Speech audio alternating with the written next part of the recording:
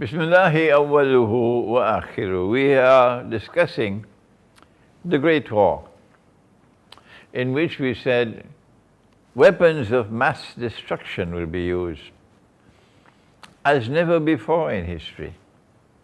And millions would die. That's the tip of the iceberg. There's much more to it than that.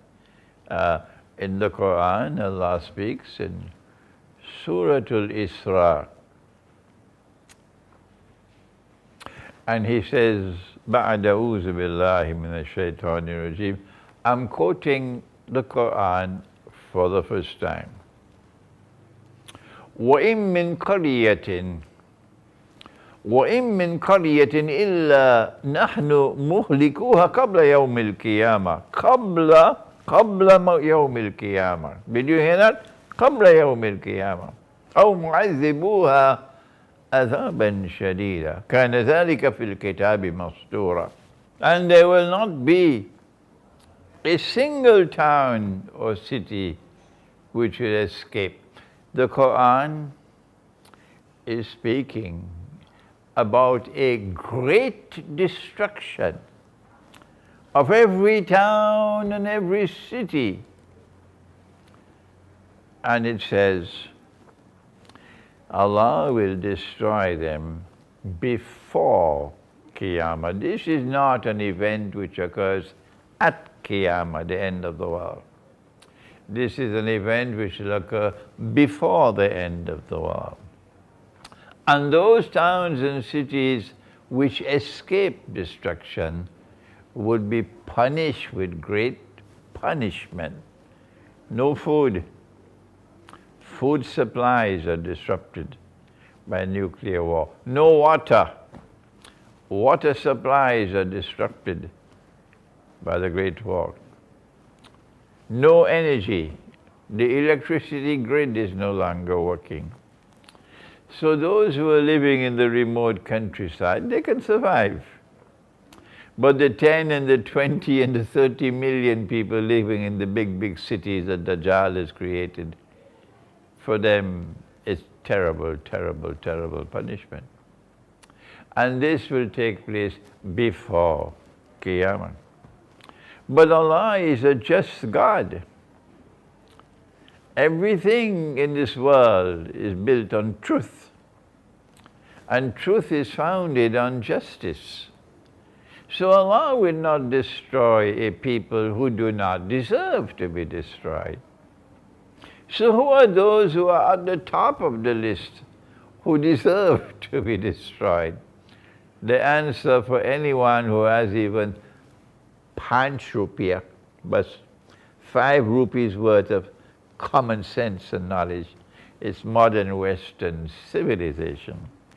So the schoolboys can continue taking money from the CIA and taking weapons from the CIA to go and launch their bogus jihad in Syria, so that the new Ottoman Empire can expand and Syria will become a client state of Turkey. We're not fools. We have heads on our shoulders, and we can understand what you cannot. So ISIS will take money and take weapons, state-of-the-art weapons, to launch their bogus jihad, and to expand, to remove Assad. You can continue with your efforts, but we know that Allah will not punish a people who do not deserve to be punished. And those who deserve to be punished, most of all, is modern Western civilization and the CIA and all its wickedness all these years. And the clients of the CIA in our midst who support the CIA, like Saudi Arabia and like Erdogan in Turkey, support the CIA with all this massive intervention to topple the government of Syria. Allah is going to destroy them. They are the first on the list. سَنَفْرُغُ لَكُمْ أَيُّهَا الثَّقَلَانِ. If you didn't know it before, Imran is telling you today, this is the top of the list for destruction. But those who have not, they have not been oppressors, they have been the oppressed. Why will Allah destroy them? So this war is coming. And we have said in this book, the Quran, the Great War and the West, that modern Western civilization will be crippled by this war. 300 years of rampaging through the world, bloody footprints on the face of the earth from the modern West will come to an end. Will come to an end. But then what? What kind of world will there be after the Great War, in which NATO and NATO's satraps will be waging war on Russia, modern Orthodox Christian Russia, which follows Jesus, and a China which is in alliance with Russia, a China which refuses to bend its knee in submission to those who are ruling the world today. Their plan is to provoke the big war for an easy reason to understand. They hope that in this great war, these two powers would mutually destroy each other. Do you understand? So there will be no more Western civilization after the war, no more NATO, but that Russia and China will also will disappear as powers. That's their hope and plan. And when both this side and that side are mutually destroyed, the road will then be opened for Israel to replace the United States of America as a new ruling state in the world. And in the same way that Pax Americana replaced Pax Britannica, but the schoolboys don't know about that. All that they know is to criticize Imran Hosein, get lost. In the same way that Pax Americana replaced Pax Britannica, similarly, Pax Judaica will now replace Pax Americana. This is their planning. What is Allah's planning? This is what we need to explain and understand. How should Pakistan respond to the Great War? There is an ominous warning in the Quran. Don't go for guidance in someone who's getting dreams and visions. Don't go to the political analysis from the universities. Don't go from this one and that one and the other one to get guidance. Where do you look for guidance? Pakistan? Where? The answer, of course, is in the Book of Allah, the Quran. And if you don't have scholars who are capable of going to the Quran and locating in the Quran that which explains the great war that is coming, that's sad. But I'm sure you do have such scholars. Maybe you're not listening to them. So I'm here in Pakistan for the first time in many years to share with you, as gently as I can, an explanation of Pakistan and the Great War. Allah warns in the Quran, إِنَّ اللَّهَ لَا يُغَيِّرُ مَا بِقَوْمٍ حَتَّى يُغَيِّرُ مَا بِأَنفُسِهِمْ. Allah will not change the condition of a people, regardless of how pitiful it may be, unless and until they take the initiative, using Allah's guidance in the Quran, to change their own condition. So if Pakistan is to prepare for the Great War, is it not simple to understand that your preparation for that Great War must commence from the Quran? Is that so difficult to understand? And if there are those who are offering an analysis based on the Quran, you should show respect for them and listen to them. If you do not do that, if you remain with your arms folded and you do nothing for the next 4 years, you do not go to the Quran for guidance. And when you go to the Quran for the guidance, the Quran tells you, follow him. This man who was sent to teach the Quran, Nabi Muhammad alayhi salatu wasalam. Allah is telling you in the Quran, follow him, follow Nabi Muhammad alayhi salatu wasalam. So not only do you have to look for guidance in the Quran, but you also must look for guidance in the Hadith, in the Sunnah, to the extent that it is in harmony with the Quran. Because the Quran is absolute truth, al-haqqul yaqeen. The Quran is absolute truth, al-haqqul yaqeen. And nothing else shares that status. So it should be elementary for you to understand. They will never understand it in the Darul Uloom. That's why I'm leaving them, I'm moving on. They will never understand it. But for you it's simple. Since this is absolute truth, and nothing else shares that status, the Quran must sit in judgment over the Hadith. If the Hadith speaks about Ghazwatul Hind, for example, which is now a matter of importance for Pakistan in the context of a war which is coming, you do not simply accept the Hadith on Ghazwatul Hind, or a war which they interpret as a war in which Pakistan will defeat India.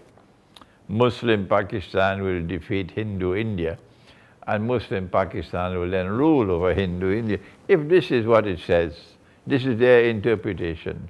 Of course, at the time of the Prophet ﷺ, Hind was not India. Hind was this whole subcontinent. But never mind. That's their thinking. The Quran must sit in judgment over the Hadith. And when the Hadith is in harmony with the Quran, we accept it.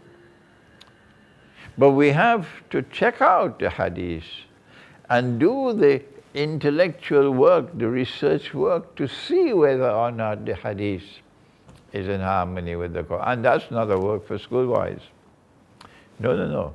And I'm inviting Pakistani scholars, inviting you to take a look at this Hadith about Ghazwatul Hind, because it seems to have captured the imagination of many people, including scholars.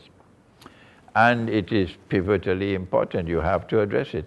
Is this Hadith in harmony with the Quran? That's the homework which has to be done. Now then, if a great war is coming, and it might come within the next 4 years, and I hope I'm wrong, what are the implications for Pakistan? Thank Allah that Pakistan has not betrayed the Quran, and Pakistan is not a member of NATO. Thank Allah for that. Let the sheep and the cattle and the goats and the camels stay with NATO. But we are not a part of NATO, and we thank Allah for that. But I want to share with you my view that not only would the world of Islam not be participating in the Great War, only those satraps of the West will be joining in that war, not the rest of the world of Islam, confirming what the Prophet said, and whosoever joins with them belongs to them, not to us. وَمَنْ يَتَوَلَّهُ مِنْكُمْ فَإِنَّهُ مِنْهُمْ إِنَّ اللَّهَ لَا يَهْدِي الْقَوْمَ الظَّالِمِينَ. Surah Al-Ma'idah. I therefore want to make this first statement. I do not anticipate the world of Islam participating in the Great War. It's a war between the West and Russia and China. And those who are supporters and clients of the West will be joining in the war. What is Pakistan's role? I am in Pakistan because I don't see the last shower of rain, scholarly rain, coming from Turkey, which is comfortably in NATO, and nobody is making an effort. Nobody is making an effort to condemn it. I don't see the last shower of rain coming from the Arab world, where the oppression is intense. No people are suffering more than our Arab brothers. Their governments are oppressing them. You have a beard, you're in trouble. Yes. The governments in the Arab world have become pharaohs. And in Egypt, our people are suffering and groaning. Around the Arab world is happening.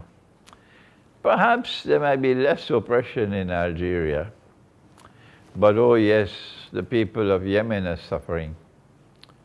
Oh yes, they've been suffering for 7 years now. And despite that, there are sheep and cattle and goats and camels who have respect for Saudi Arabia. The people of Syria have suffered immensely because of this bogus jihad, and yet they come to snipe at me. This bogus jihad. The people of Iraq have suffered so much.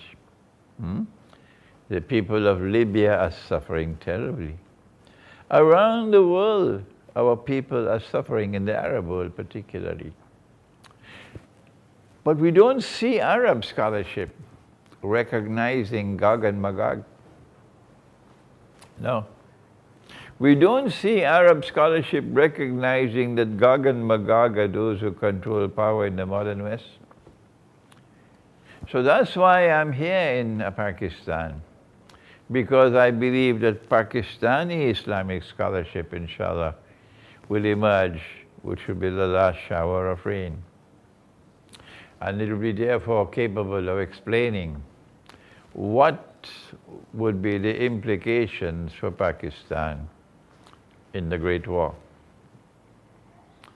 A great war in which Pakistan will not be intervening in the war on either side. And my answer is that in the same way that the First World War and the Second World War, in which millions died, they had to be waged by the West in order to bring about the transition from Pax Britannica to Pax Americana. So too I am explaining to you today my eschatological view that the great war which is coming is a war which is planned to make possible the transition from Pax Americana to Pax Judaica. And when that transition takes place, then Israel will replace the United States as the ruling state in the world. Is it possible that this would happen? Is it possible that Israel can replace the United States of America as the next ruling state in the world? Let's use money to check it out. Answer: they've already taken gold and silver out of the market, and they replaced it with bogus and fraudulent and utterly haram paper money. How many years ago? 100 years ago. And they moved from paper money to electronic money, to cryptocurrency, to bitcoins, to digital money, to the petrodollar. And they're now poised to bring one currency to mankind. And we say these cryptocurrencies are there to give a soft landing to that monetary system. And the one currency for all of mankind is around the corner. And who will control it? Israel. Do I need to continue to provide the evidence that they're well on the way to Pax Judaica? And I'm not just dreaming that this is solid analysis. The implication for Pakistan of the Great War is that Israel wants to replace the United States as the next ruling state in the world. And when that happens, Pakistan is enemy number one in the world for Israel. How should Pakistan respond? In our next video, inshallah, we'll attempt that analysis. Thank you. Wassalamu alaikum wa rahmatullahi wa barakatuh.